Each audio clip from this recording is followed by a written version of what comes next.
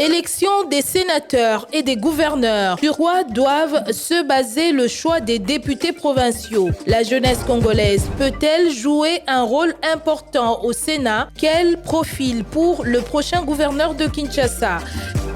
Débat au féminin, on parle ce samedi avec Madame Déborah Malingane, candidate sénatrice Union Sacrée. Débat au féminin, c'est tous les samedis après le journal de 19h et dimanche en rediffusion après le journal de 19h. Bienvenue dans ce nouveau numéro du débat au féminin, fidèles auditrices et auditeurs de Top Congo FM. C'est toujours un plaisir pour nous de vous retrouver pour ce magazine de la femme sur la fréquence utile. Merci à vous également qui nous suivez sur notre chaîne YouTube. Merci à toute l'équipe qui travaille ensemble avec nous pour nous emmener chez vous. Le débat au féminin aujourd'hui va parler élection des sénateurs et gouverneurs. Vous le savez, ces élections vont intervenir ce lundi 29 avril sur toute l'étendue de la République démocratique du Congo, sauf dans la province de l'Équateur, où ces élections ont été renvoyées au 7 mai. C'est ce qui ressort d'un communiqué de la Commission électorale nationale indépendante. Dans ce communiqué, la CENI avance comme raison la non-tenue des élections pour l'élection du bureau définitif dans la province de l'Équateur, ce que rejette le bureau qui avait été désigné lors d'une plénière tenue récemment, désigné par 19 candidats sur les 21 que compose l'Assemblée provinciale de l'Équateur. Mais nous n'allons pas nous attarder sur cela. Nous allons parler de ces élections ici sur ce plateau avec Madame Déborah Malingane, qui est candidate sénatrice pour la ville de Kinshasa et pour le compte de l'ANB. Bonjour madame et bienvenue dans ce studio. Bonjour madame. Vous êtes certainement la plus jeune des candidats sénateurs. Je l'ai constaté aussi. 171 candidats qui se présentent pour les sénatoriales pour la ville de Kinshasa, 8 sièges à pourvoir.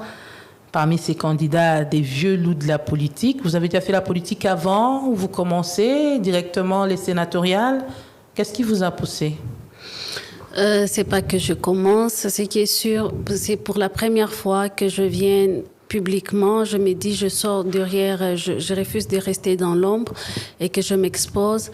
Et donc, je peux dire que j'ai une petite expérience et je me dis peut-être que c'est le moment, vu que ces vieux loups n'ont pas pu faire mieux, alors nous disons que la relève, c'est maintenant. C'est pour cela que je me suis dit, allons-y. Vous êtes quand même déjà passé à d'autres élections ou c'est la première expérience, votre première aventure avec les élections? Je suis déjà passée par plusieurs élections et donc, mais c'est la plus grande élection par laquelle je vais devoir passer parce que ça concerne le pays. Certes, je suis passée dans les élections de la jeunesse et autres estudiantines, mais pour les élections qui concernent tout un pays, c'est pour ma première fois. Vous n'avez pas été au niveau provincial, non. Pas au niveau des législatives nationales. Non. Directement, vous sautez élection sénatoriale. Exact. Qu'est-ce que vous avez à apporter au Sénat? Parce que là-bas, on dit que c'est la chambre des sages. Oui, c'est la chambre des sages, mais après nous avons une autre vision de voir de voir le Congo et que je pense que me concernant, c'est que j'ai un agenda, j'ai une façon de voir le Congo et je pense que les réformes que je suis en train de vouloir proposer, ça ne dépend pas que je sois au Sénat, que je sois à l'Assemblée nationale, mais que ça dépend que je sois au niveau de prise de décision et que je puisse faire entendre ma voix au bon moment et au bon endroit. Vous êtes passé par l'administration publique? Pas encore, non? Si. Vous êtes dans l'administration publique? Oui. Donc, vous avez déjà une idée de ce que sont ce qu'est le travail au niveau de l'administration publique? Exactement, oui. Donc, candidate à l'élection des sénateurs qui a lieu ce lundi, est-ce que ces élections sénatoriales sont quand même difficiles quand on sait que très souvent, c'est les calculs politiques qui priment et parfois l'argent circule, on ne peut pas se voiler la face, ça se dit, même si personne ne veut l'accepter. On a vu le chef de l'État taper du poing sur la table et demander à la ministre de la Justice de tout mettre en œuvre pour que et le corrompu et le corrupteur soient mis hors d'état de nuire. On a vu la CENI publier également des communiqués pour mettre en garde contre toute tentative de corruption. Comment vous vous préparez, comment vous vous êtes préparé pour affronter ces élections face à toutes ces réalités autour de ces élections? Je pense que tout d'abord, il est question d'idéologie et de qui vous appelez corrompu et qui sera corrompu, qui va corrompre. Mais personnellement, je dois reconnaître que les élections sénatoriales, c'est vraiment très difficile parce que nous sommes à plus de 170 candidats et après il n'y a que 48 électeurs qu'il faudra aussi souligner et après les électeurs ne sont pas des électeurs libres, ils viennent de partis politiques, de regroupements et donc il faudra un peu se surpasser de leur parti, de leurs mots d'ordre qui seront donnés par le président et c'est dire qu'est-ce que nous voulons faire de notre pays parce que si il s'agirait encore qu'ils suivent le mot d'ordre, c'est qu'il y a aussi toujours de la corruption mentale, parce que forcément, lorsqu'on leur dit votez par exemple tel, et qu'ils ne sont pas convaincus de cette personne, mais parce qu'il y aura toujours une influence carrément, je pense que nous devons plutôt, au lieu de parler de corruption, au lieu de parler de vouloir corrompre, on devrait plutôt parler d'autre chose. Parce que ces députés les députés qu'on suppose qu'on va corrompre, ce sont des honorables. Au-delà aussi d'être des honorables, ce sont des adultes, ils savent ce qu'ils doivent faire et ce qu'ils ne doivent pas faire. Carrément, ne nous retardons pas sur la corruption. Certes, le chef de l'État a tapé fort sur la table. Ce sont des antivaleurs. Je pense qu'il a fait étant que garant de la nation et qui doit vraiment surveiller, qui doit vraiment protéger les valeurs de son pays. Et donc, c'est tout à fait normal. Mais est-ce que le chef de l'État, lorsqu'il était en train de taper sur la table, est-ce qu'il parlait d'argent ou il parlait d'autre chose ? Ou c'était juste un éveil de conscience qui demandait aux députés d'être plus éveillés et de savoir orienter leur choix. Pour vous, la corruption peut être également morale quand on donne des injonctions par rapport au choix à opérer? Exactement. C'est quand je suis toujours en train de donner cet exemple. Nous venons des élections de décembre. Les députés nationaux sont partis sur terrain. Ils ont battu campagne. Ils ont trouvé une population affamée, une population faible. Et automatiquement, lorsque vous partez chez quelqu'un, vous lui parlez en échange, en sachant que cette personne a faim et que vous lui donnez même 1000 francs, même un sac de riz en échange de sa voix, c'est une corruption. Pourquoi aujourd'hui on doit parler des députés provinciaux en termes de corruption? Parce que peut-être quelqu'un de bonne foi voudrait peut-être leur féliciter par rapport à leur élection qui n'a pas été facile sur terrain, qui ont pu quand même aussi dépenser assez de moyens parce qu'on connaît tous que la campagne électorale, c'est des moyens, c'est de l'énergie, c'est beaucoup de choses. Et ce quelqu'un-là viendra féliciter ce député potentiel électeur. Pourquoi on le voit d'abord du côté électeur et non pas du côté député, du côté honorable du travail qu'il attend? Parce qu'à la fin, on félicite tout le monde. Alors, on peut le féliciter après la tenue des élections. Oui, par exemple aussi. C'est parce pas que forcément si on doit avant. si on doit le féliciter, alors que les élections des gouverneurs et sénateurs sont en vue, attendez que cela soit considéré comme une sorte de corruption. Pas forcément. Ça dépend aussi parce que je ne vois pas un candidat sénateur s'élever à 3 jours des élections et se dire je vais travailler, par exemple, je vais travailler mon électorat à 3 jours des élections. Et vous avez commencé à préparer votre électorat? C'est un travail en amont. Je commençais depuis longtemps. J'ai commencé au même moment que lorsque la CENI publiait la liste définitive des députés qui allaient compétir, nous avons essayé d'accompagner certains députés sur terrain. On était là avec eux jusqu'au bout, jusqu'où ils ont eu à gagner leurs élections.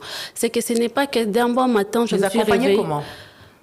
On était avec eux sur terrain, battre campagne pour eux, aider dans l'impression les députés provinciaux, parce que c'est un travail. On sait, par exemple, aujourd'hui, je vous ai dit, je ne me suis pas présentée au national ni au provincial parce que je me disais, je peux bien accompagner d'autres personnes parce que j'avais déjà une vision et que je voulais me présenter au Sénat et je sais la procédure. Du coup, je y ai accompagné des députés provinciaux sur le terrain, des candidats que je voyais. Si j'en ai quand même qui ont été élus.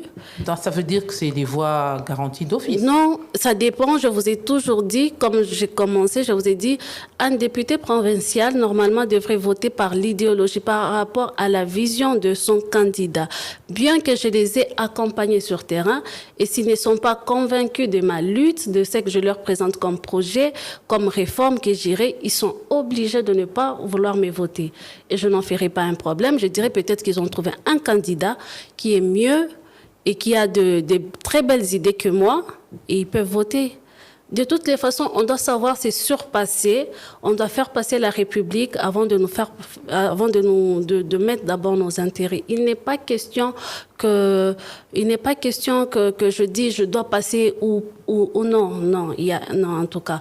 Mais je dis que dans les 170 candidats, il y a plus meilleur que moi. Il y a peut-être moi aussi je suis meilleur que d'autres et que par exemple j'ai un programme qui est meilleur que les autres et que si je passais c'est tout à fait normal et que si je ne passais pas, je prends ça sportivement et j'avance à servir mon pays dans un autre domaine qui n'est pas forcément au Sénat. Et comment se passe la campagne électorale pour les sénateurs? On a commencé depuis hier et je ne sais pas si je me répète, mais après je vous dis c'est sur base d'un programme.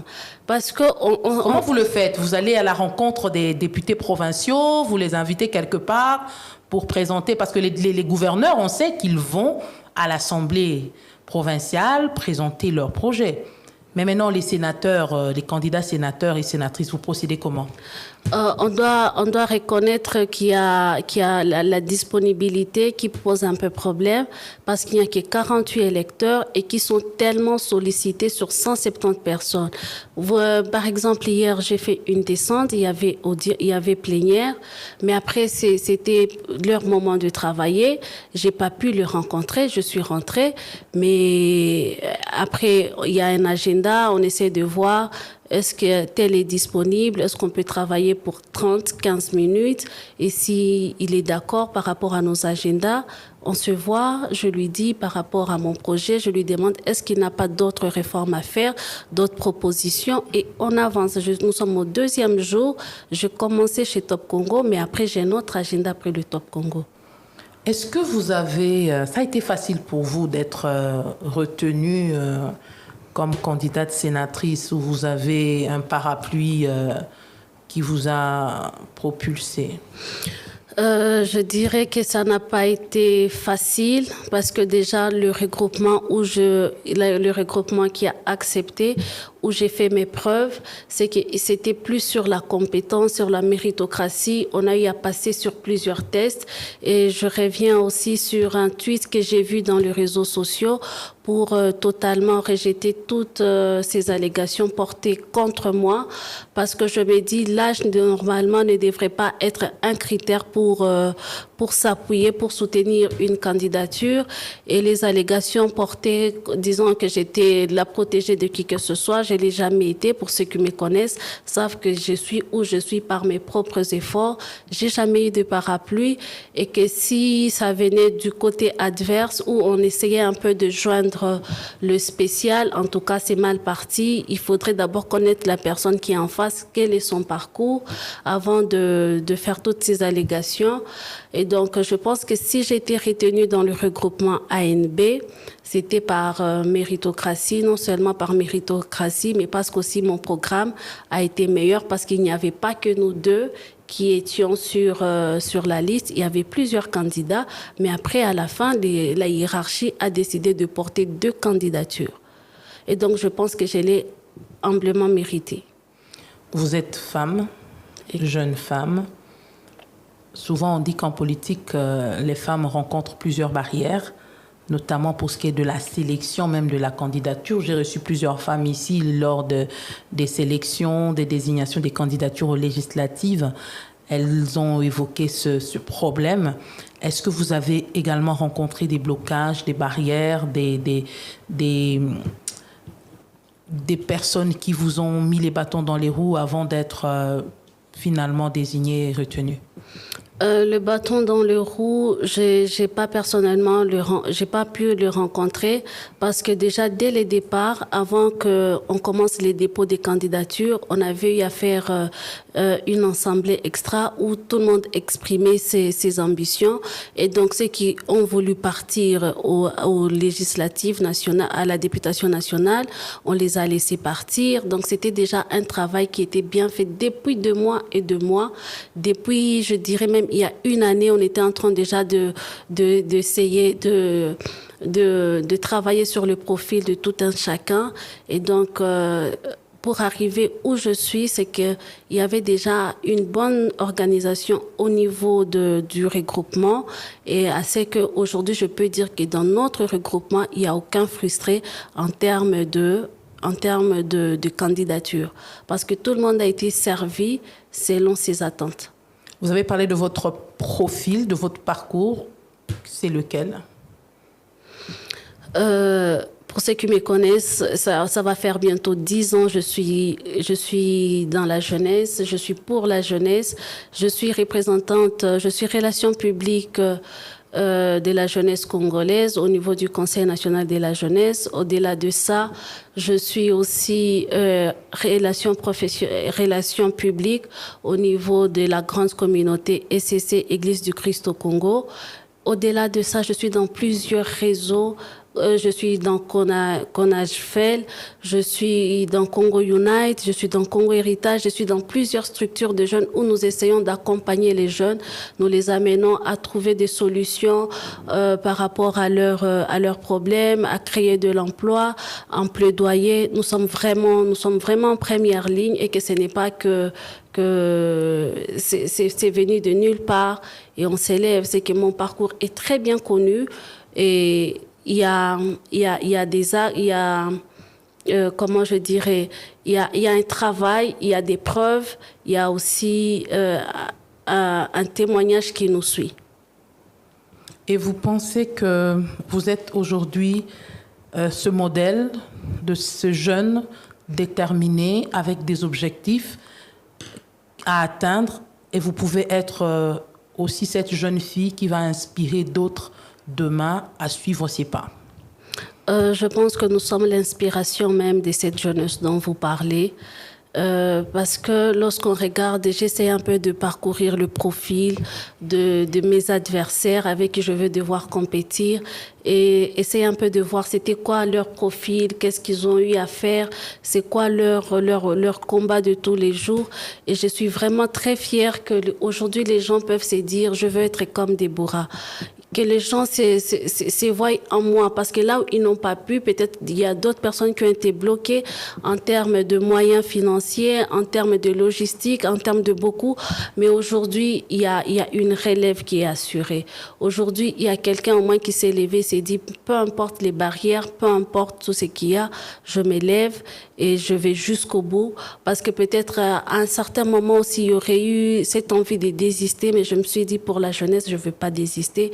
Pour la jeune fille qui est marginalisée, pour la jeune fille qui n'a pas tellement confiance en elle, je me suis levée, je me suis dit non, on doit oser, on doit aller jusqu'au bout. Quel est votre combat?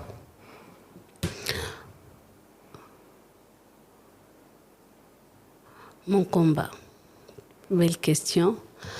Mon combat d'aujourd'hui, c'est de voir un Congo nouveau, c'est de voir un Congo changé, c'est de voir un Congo avec des routes, c'est de voir un Congo avec de l'eau, c'est de voir un Congo avec l'électricité, c'est de voir un Congo où les jeunes travaillent, un Congo où on est en sécurité, un Congo où les femmes ne sont pas violées. C'est mon combat de tous les jours. Au Sénat, c'est souvent la deuxième lecture de ce qui vient de l'Assemblée nationale. Vous sentez-vous capable et à même de le faire correctement, avoir les compétences qu'il faut pour le faire? Oui, j'ai une autre proposition. D'ailleurs, c'est ce que j'étais en train de dire par rapport à mon plaidoyer. Normalement, ce soir, je lance mon message où je suis en train de voir le Congo autrement. Je me dis pourquoi pourquoi on doit la deuxième lecture, la première, bon, les lois qui, nous sommes là pour la deuxième lecture, pourquoi pas nous rattacher, pourquoi pas détacher au fait l'Assemblée nationale et remettre aux provinces, aux assemblées provinciales, dans chaque province, formuler leurs propres lois et qu'après les lois proviennent plutôt de province parce que c'est eux qui connaissent les problèmes. Imaginons un député national de Mbandundu qui ne connaît absolument rien de ce qui se passe à l'est du pays, à Goma. Il ne sait pas c'est quoi une femme violée. Et du coup, jamais il ira formuler une loi pour cette femme qui est violée. Carrément, laissons à l'Assemblée provinciale, par exemple, de Goma, formuler ses propres lois par rapport à ses problèmes et à nous de faire la deuxième lecture. C'est ça, je me dis, à quoi? Parce qu'à chaque problème, il y a une solution appropriée. Et aujourd'hui, on doit reconnaître qu'avec l'Assemblée nationale, avec la législature passée, nous connaissons ses limites. Quelles sont les réformes qui ont été faites? Quelles sont les lois qui ont été proposées? Ça a servi quoi au peuple? Du coup, pourquoi pas, bon, si je dois aller tellement loin, pourquoi pas ne pas supprimer? Ou supprimer pas quoi? Supprimer, mais pourquoi pas suspendre pour un temps, pour les 5 ans, 10 ans, on supprime pas, on suspend pas l'Assemblée nationale et on laisse aux assemblées provinciales de faire leur travail correctement. Et à cela, ça va nous demander de revoir la Constitution. Mais comme revoir la Constitution ne doit pas normalement provenir des autorités, mais on demande au peuple, rentrons vers ces peuples-là, demandons-leur, voulez-vous que réellement cette Constitution par rapport aux problèmes qu'on n'arrive pas à trouver de solution, parce que peut-être on est bloqué au niveau de la Constitution, et que passons par un référendum. Si le peuple est convaincu que normalement, exactement, cette Constitution ne nous permet pas d'avancer, je parlerai même du gouvernement qui est bloqué parce qu'il y a une Constitution qui donne aux partis politiques de tout, presque tout décider et donc qui bloque.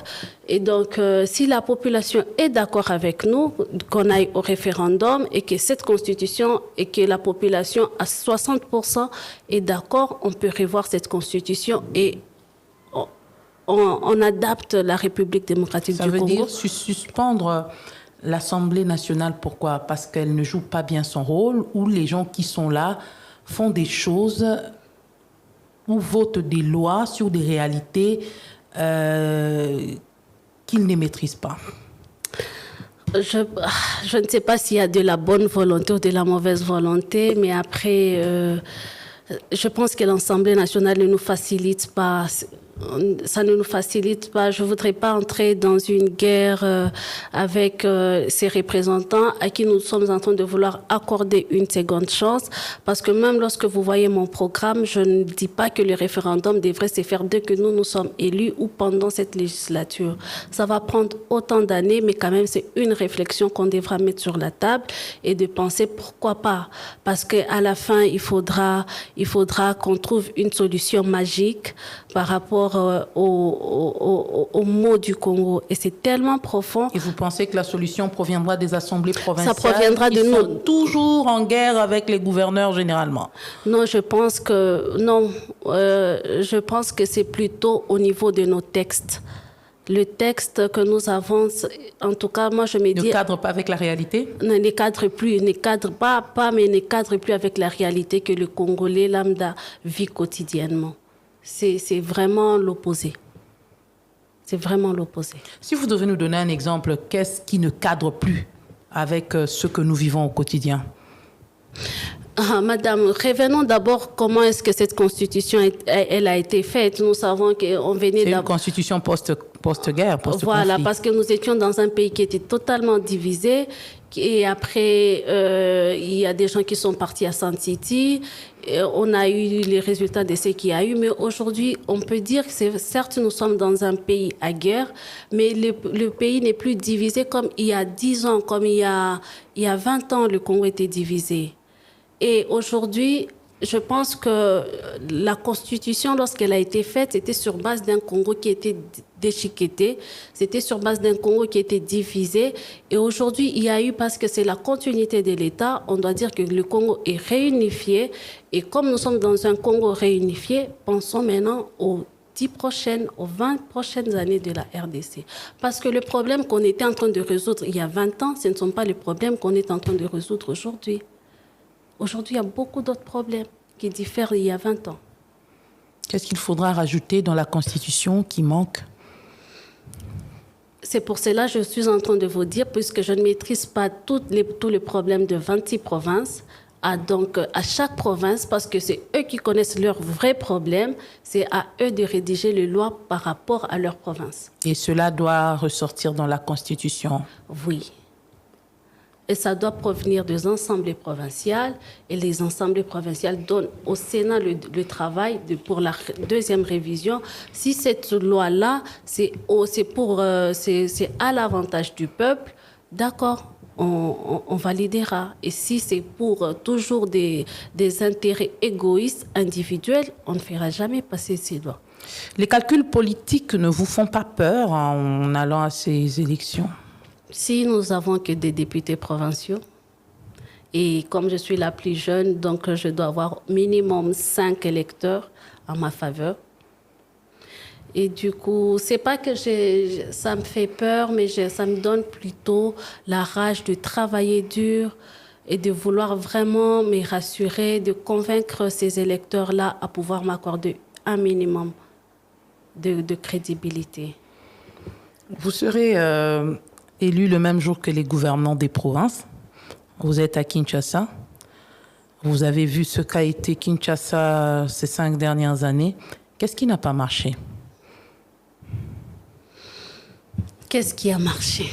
Commençons par là. Allez-y. Moi, je pense que par rapport... En tout cas, c'est très désolant de voir le Kinshasa il y a 2018 et Kinshasa de 2024. En tout cas, je suis toujours... je me dis, qu'est-ce qui s'est passé pour qu'on descende tellement bas, pour qu'on soit à ces niveaux? Je viens de Lingouala jusqu'à arriver ici, je viens de faire 3 heures de route. Et après, je me dis, est-ce que la ville est-elle gouvernée ou pas? Et du coup, aujourd'hui, je me dis, c'est toujours l'Assemblée provinciale. On peut ne pas vouloir reconnaître le travail que cette Assemblée a, mais après, la relève du Congo dépendra plus des exigences de l'Assemblée provinciale. Parce qu'aujourd'hui, si cette Assemblée encore se permet de faire la même erreur, de choisir quelqu'un qui n'est pas habile à pouvoir diriger cette ville, c'est que nous sommes en train d'aller dans l'abîme et qu'un jour on s'y retrouvera, on n'est nulle part. Peut-être, je ne sais pas, je n'ai pas de mots appropriés. Et par rapport aux élections de gouverneurs, je suis en train de solliciter encore les députés provinciaux avec qui nous sommes en train d'échanger tous les jours, de porter leur choix, non pas sur le mot d'ordre qui sera donné par un groupe de gens. Je suis de l'Union sacrée. J'ai les valeurs de l'Union sacrée, mais je pense qu'au-delà de l'Union sacrée, on doit encore reposer le Congo. Le centre de tout, notre priorité doit être le Congo et non pas les individus. Parce que le profil, il y a plusieurs, au moins il y a plusieurs profils des gouverneurs à qui je souhaite bonne chance. On est en train de voir le programme de tout un chacun, mais à la fin, c'est aux députés provinciaux parce qu'ils devront collaborer avec ces gouverneurs-là et que comme ils sont aussi approchés par ces mêmes gouverneurs, qu'ils voient au moins un gouverneur le plus flexible, qui a le profil, qui est technocrate, qui a au moins aussi des résultats. Quelqu'un qui, on sait voir à partir de son parcours, qu'est-ce qu'il a eu déjà à faire et est-ce qu'on lui responsabilisait cette ville qui a déjà plus de 50 millions d'habitants, de voir est-ce que réellement ce profil est parmi ces personnes-là. Et je pense qu'il y en a. Vous n'avez toujours pas répondu à ma question. Hein? Oui, qu'est-ce qui a marché? Qu'est-ce qui n'a pas marché? Rien n'a marché.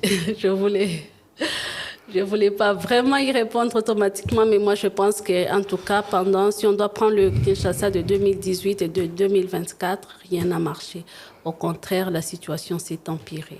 Mais on a eu Kinbopeto qui a été lancé et vous n'avez pas vu les résultats de ce Kinbopeto? Je mentirais. Je mentirais. Peut-être qu'il y avait une très bonne foi dans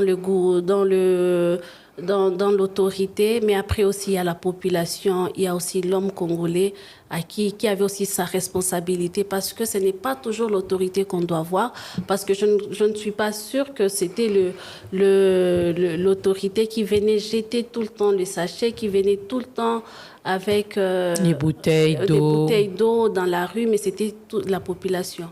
Et donc, d'une part, on doit reconnaître à chacun sa responsabilité, et que peut-être la population, par rapport à Kinbobeto, la population aussi n'a pas facilité la tâche.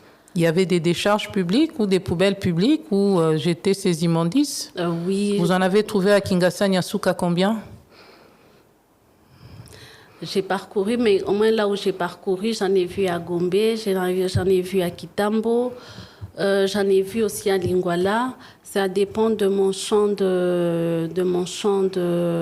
Là où vous avez l'habitude de fréquenter. Là où j'ai l'habitude de fréquenter. Mais pendant la campagne électorale aussi, il y avait au moins... je pense qu'on devrait rester dans cette campagne électorale tout le jour, parce que maintenant, il y avait toujours un groupe de gens qui soutenaient tel, qui faisaient la propriété dans les routes. Et donc, on s'est dit, est-ce qu'il faudrait seulement qu'à chaque fois qu'il y a élection, que la population s'éveille, ou à chaque fois qu'il y a une grande autorité d'un autre pays qui vient, pour qu'on voie et qu'on pourchasse les vendeurs le long des routes, pour qu'on voie et qu'on débarrasse les décharges. Vous avez vu ce qui s'est passé à Babylone, à Kitambo, Babylone, le jour où la population s'est levée pour dire « niet, plus de décharges ici ». Ça a été enlevé. Et je passe là tous les jours, il n'y a plus. Il reste que cette décharge du côté de la morgue de l'hôpital de Kitambo. Est-ce qu'on ne peut pas avoir un gouverneur qui se fixe comme priorité la lutte contre l'insalubrité, cette insalubrité qui est également à la base de plusieurs maladies dans la ville? Ma crainte, c'est qu'ils soient traités plutôt des dictateurs, parce qu'il faudra vraiment... Faudra-t-il pas un dictateur à Kinshasa, avec l'incivisme routier que nous avons, avec cette insalubrité qui ne dit pas son nom, avec ces Quinois qui boit son eau, boit sa boisson gazeuse et jette la bouteille là où son véhicule est en train de passer? S'il a commencé à prendre son eau à Kitambo Magasin, s'il termine son eau à Chibangu, il jette cette bouteille à Chibangu. S'il était en train de manger ses arachides de Chibangu jusqu'à Limete, c'est le long de la route qu'il jette tout ce qu'il est en train de manger. Est-ce qu'on ne doit pas avoir, comme vous le dites, quelqu'un qui sert un peu fort pour remettre les gens? On a vu ça avec Laurent Désiré Kabila quand il est arrivé. On n'était pas dans une république démocratique. Faudra mais souligner. Quand même, avec Laurent Désiré Kabila quand il est arrivé, il y a des choses qui ont changé. On ne se mettait plus, on ne croisait plus les gens. On ne croisait plus les jambes dans les taxibus. Les gens ne se mettent plus debout. C'est parti de là et on n'a plus jamais vu ça. D'où il faut changer nos textes.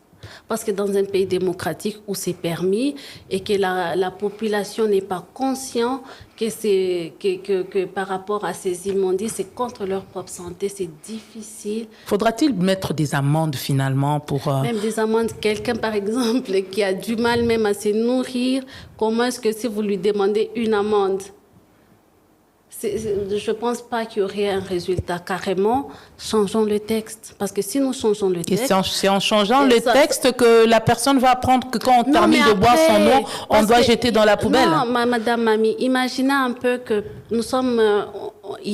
on donne à l'autorité un peu cette marge d'autorité où il peut s'imposer, et qu'il doit nécessairement obliger, par exemple, à la population, si un individu jette une bouteille, qu'il soit, par exemple, qu'il y ait des services de sécurité qui sont là, qui peuvent... je refuse d'utiliser un exemple, mais... Quoi, faire comme à l'école, tu jettes une feuille, tu ramasses toutes les feuilles? Par exemple, ça, si on devrait remettre le fouet, par exemple, mais après... Mais là, les organisations de défense des droits de l'homme vont se lever pour dire que ce gouverneur-là, il est venu avec des mauvaises pratiques. Qu'est-ce qu'il faut faire pour redresser Kinshasa, finalement? Quel doit être le profil de ce gouverneur qui doit être élu lundi? Moi, je pense que pour le gouverneur, au-delà des députés provinciaux, il doit être aussi en accord avec sa population. Parce qu'aussi, on doit reconnaître que le gouverneur, il vient d'un vote indirect et il n'a pas été en contact avec sa population. Du coup, il faudra aussi qu'il travaille sur sa population, le convaincre à pouvoir l'accompagner parce que si la population... Et adhérer à son programme. Voilà, et adhérer à son programme. Parce que si la population adhère au programme du gouverneur, ils feront tout pour que le programme soit une réussite et non un échec, et non pas aussi le sabotage. Parce qu'avec King Bobeto, vous verrez qu'il y a eu plus de sabotage parce que peut-être l'autorité n'a pas su convaincre sa population, peut-être qu'il n'avait pas de très bonnes relations avec sa population, c'est qui n'a pas facilité les choses. Du coup, il faudra toujours une formule appropriée au quinoa. Au quinoa d'abord. Laquelle?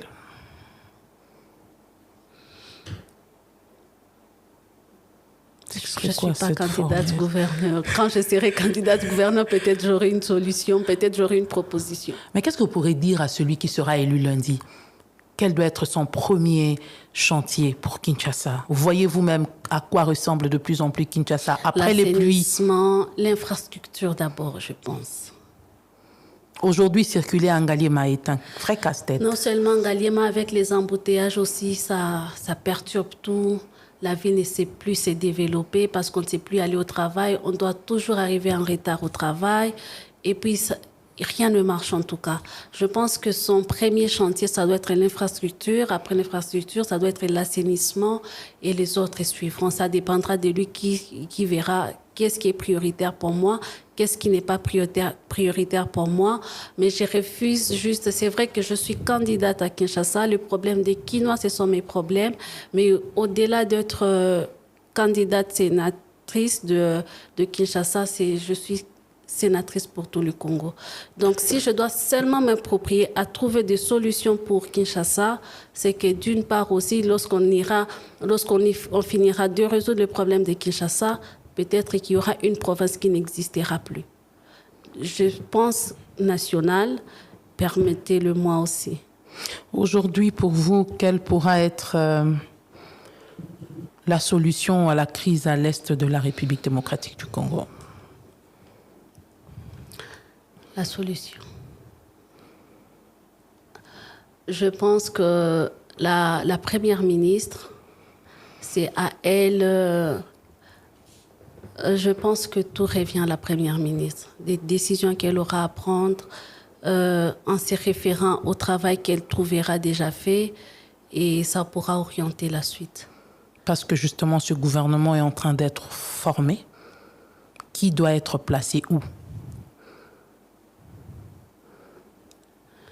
Pas qui doit être exactement. Quand on parle de qui doit être placé où, c'est que elle sera toujours bloquée. Bon, elle sera toujours bloquée au niveau de texte, au niveau de partis politiques. Peut-être si le parti politique, parce que ce sont des distributions de postes, par exemple pour l'UDPS ou pour un autre parti, ou pour un autre parti qui, par exemple, il faudrait qu'un ministre de la Défense, il y a par exemple une personne qui a un très bon profil, qui a toutes les compétences, qui a la solution par rapport à la guerre de l'Est et qui est écarté peut-être parce qu'il n'est pas dans un parti politique ou par exemple il n'a pas figuré sur la liste qu'on a proposée à la première ministre. Moi je pense que la première ministre doit vraiment s'imposer.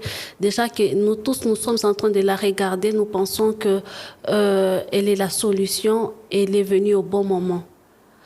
Et qu'elle doit vraiment se surpasser et de s'imposer, c'est de se dire, peu importe, il y a le parti politique, il y a la force, il y a tout, mais après... Si elle prend des gens en dehors de ce qui est prescrit, elle aura violé la Constitution. C'est exactement ça. Carrément que le parti politique lui facilite la tâche. Fasse un bon casting. Voilà, un bon casting de gens qui devront faire partie de ce gouvernement-là. Mais avec tout ce temps qui s'écoule... Déjà qu'elle-même, elle a parlé de son gouvernement sera un gouvernement de méritocratie et de compétences. On l'a fait confiance. On espère que les personnes qu'on nous présentera dans les jours à venir seront des bons profils qui pourront enfin résoudre le problème du Congo. Quels sont les problèmes du Congolais qui méritent des réponses urgentes aujourd'hui? Par exemple, il y a la famine.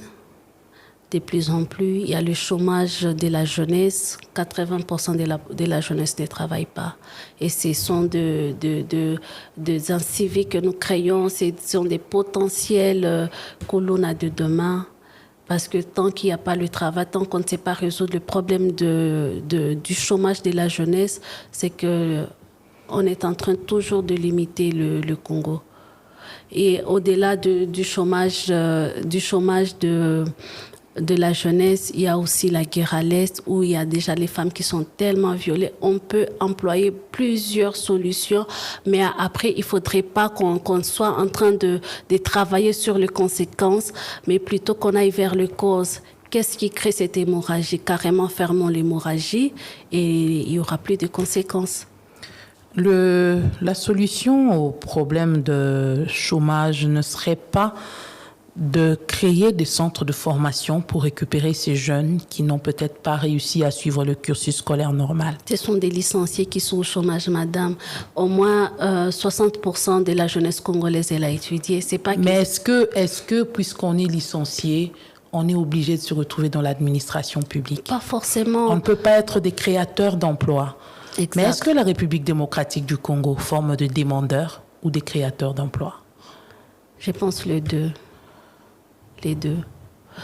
Moi, je pense que si le gouvernement venait à assainir le milieu, parce que pour aussi que quelqu'un crée de l'emploi, moi-même, je suis entrepreneur, je connais les difficultés qu'il y a au niveau de l'entrepreneuriat, avec les impôts, les taxes, l'État ne nous facilite pas et qu'on peut avoir de très bonnes idées, mais lorsqu'il faudra le mettre en pratique, on sera toujours L'accès au crédit pose problème. Tout cela, ça pose problème. Et je pense que c'est à la première ministre que si elle parvient au moins à assainir beaucoup de magouilles qui se passent au niveau de l'administration, au-delà dans le pays, il y aura des investisseurs qui viendront, ça créera des emplois, il y aura beaucoup de jeunes qui vont vouloir faire quelque chose parce qu'après, il y a beaucoup de choses à faire. Il y a vraiment de l'emploi, mais après, on commence par où? Là, vous parlez des jeunes qui ont eu la grâce de faire les études supérieures, mais ceux-là qui n'ont peut-être pas eu cette chance-là de faire de grandes études, il s'est limité à l'école primaire. Il a peut-être juste son diplôme d'État. Il a arrêté l'école en 4e des humanités, aujourd'hui l'équivalent de 6e.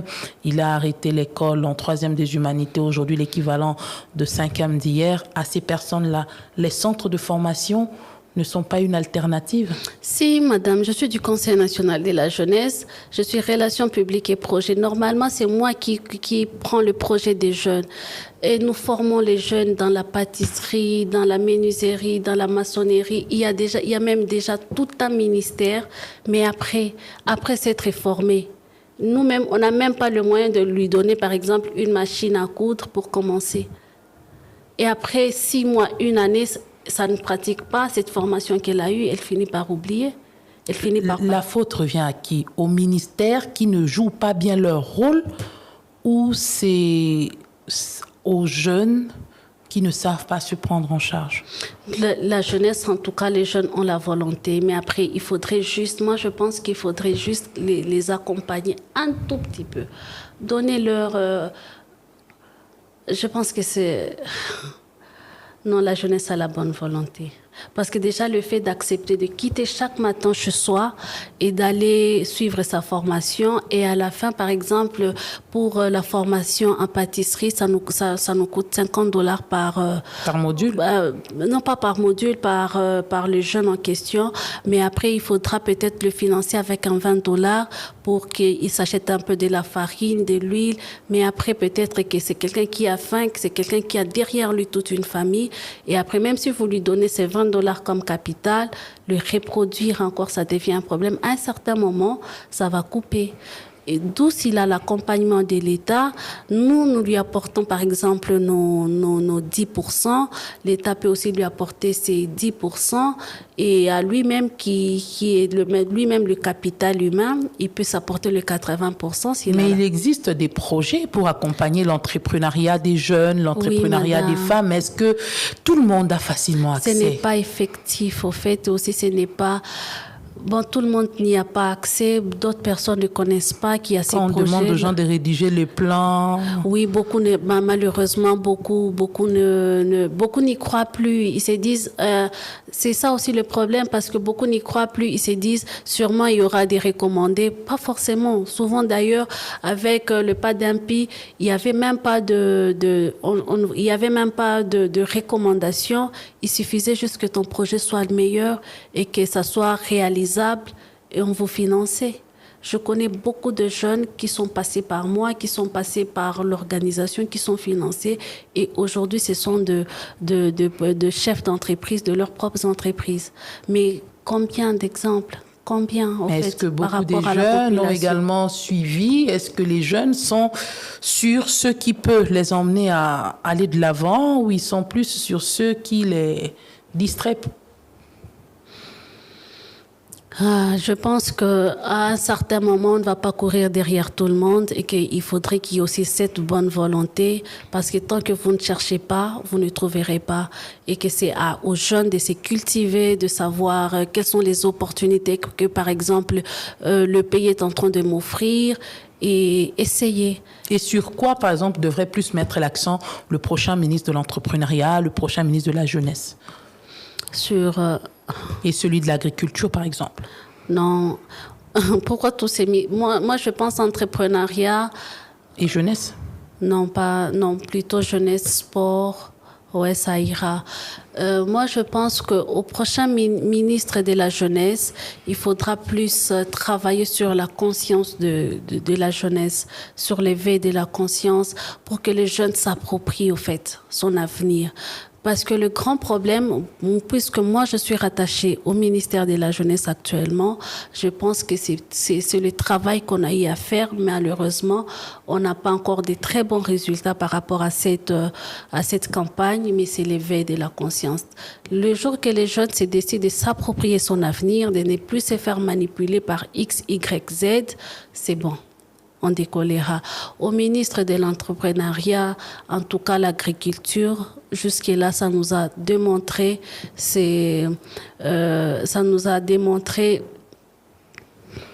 le bienfait, ça nous a démontré aussi ses bénéfices. Et donc, si le prochain ministre, déjà, tous les projets, la plupart des projets qui sont financés, c'est assez souvent, c'est l'agriculture. Parce que l'agriculture en soi, c'est un projet, mais aussi ça permet de créer de l'emploi. Donc, c'est un travail, comment je dirais, c'est une activité qui vient avec plusieurs autres choses au même moment. Parce qu'il y aura des techniciens, il y aura des agronomes, il y a beaucoup de choses qui vont avec. Et je pense que si le ministre de l'entrepreneuriat essayait de se focaliser là, ça pourra avancer. Mais je ne voudrais pas limiter le ministre de l'entrepreneuriat qui est en train de venir seulement à l'agriculture, parce qu'il y a aussi des électriciens. Dans la formation professionnelle, il y a l'électricité, il y a beaucoup de choses, il y a la maçonnerie, il y a beaucoup de choses.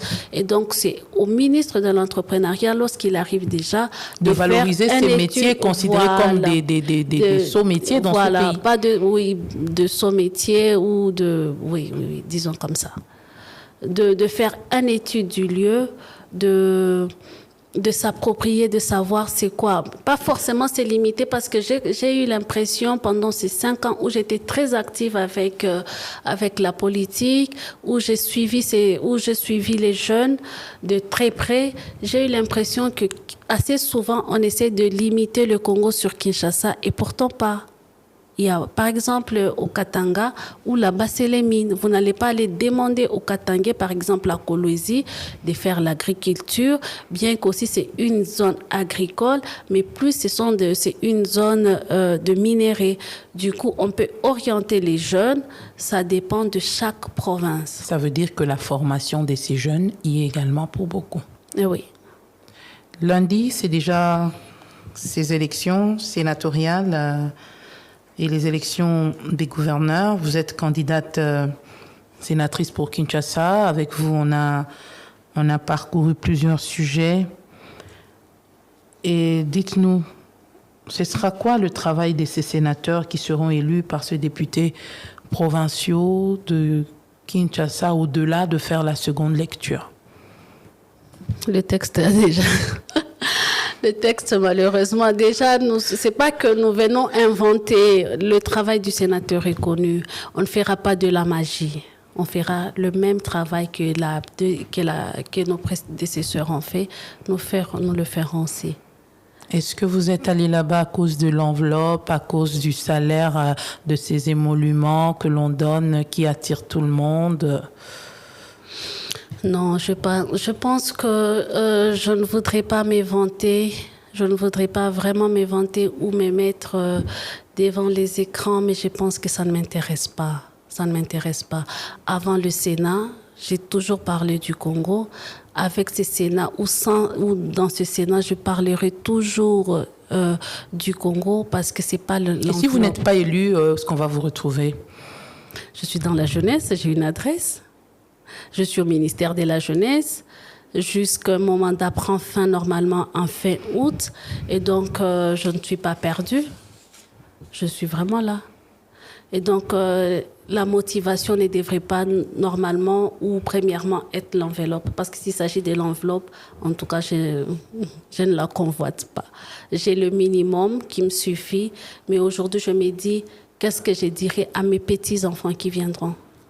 C'est quoi l'avenir que je leur prépare? Est-ce que moi aussi, déjà lorsque mes enfants auront atteint la majorité, je dois les envoyer à l'étranger ou je dois les laisser étudier? Parce que moi, j'ai étudié au Congo et je n'envisage pas envoyer mes enfants à l'étranger. Du coup, je m'essaie de former, au moins de créer un bon climat pour cet avenir, pour cette génération qui est en train de monter. Merci beaucoup, Madame Déborah Malingane. Je rappelle que vous êtes candidate sénatrice pour le compte du regroupement ANB avec vous. Nous avons parlé élection des sénateurs et gouverneurs. Nous avons également parlé formation du prochain gouvernement. Merci à vous d'avoir répondu à notre invitation. Bonne chance. Merci. Pour les élections de ce lundi. Et nous espérons que vous allez porter haut la voix de la jeunesse congolaise, mais surtout la voix de la femme également et de toutes ces personnes qui ont besoin que leurs cris, que leur détresse soient portés plus haut et que des solutions soient apportées. Merci à Isabelle Mwengo qui nous a aidé dans la préparation de cette émission, Miguel Mena qui a coordonné, Dani Zayobi qui a assuré la prise de vue, Alain Pascal Mbungo qui était du côté son. N'oubliez pas, le rendez-vous c'est tous les samedis après le journal de 13h, la rediffusion c'est le dimanche après le journal de 19h. Si Dieu nous prête vie, nous allons nous retrouver la semaine prochaine pour un prochain numéro. D'ici là, portez-vous bien. Au revoir. Élection des sénateurs et des gouverneurs. Sur quoi doivent se baser le choix des députés provinciaux? La jeunesse congolaise peut-elle jouer un rôle important au Sénat? Quel profil pour le prochain gouverneur de Kinshasa? Débat au féminin, on parle ce samedi avec Madame Déborah Malingane, candidate sénatrice Union Sacrée. Débat au féminin, c'est tous les samedis après le journal de 19h et dimanche en rediffusion après le journal de 19h.